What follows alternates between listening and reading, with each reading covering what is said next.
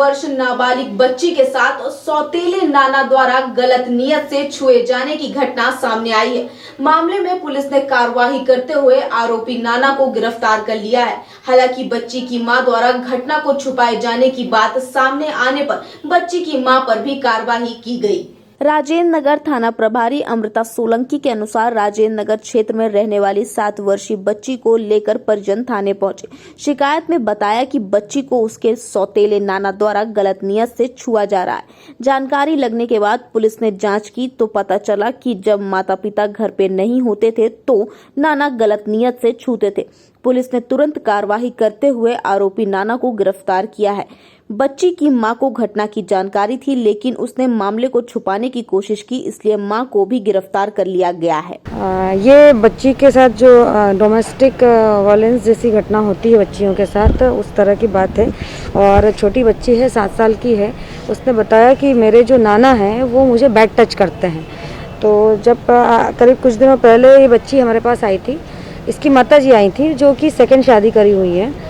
तो उनके माताजी के माता पिता इन्हीं के साथ रहते हैं, सौतेला नाना है, सौतेली माँ है।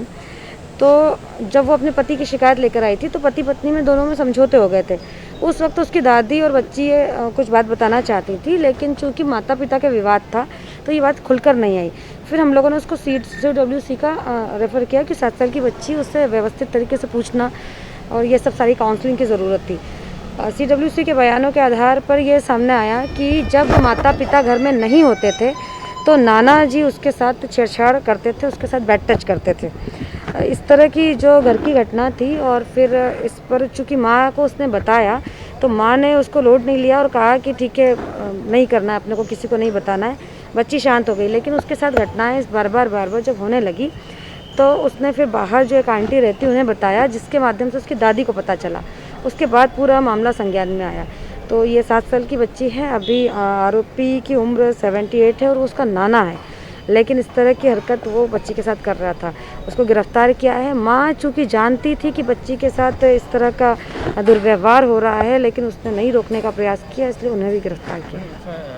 कितने समय से ये बता रहे थे कि 2-3 महीने पहले से उसके साथ ये हो रहा था। बीच में फिर लॉकडाउन की स्थिति थी तो माँ और पिता घर रहते थे तो हो नहीं पाया था।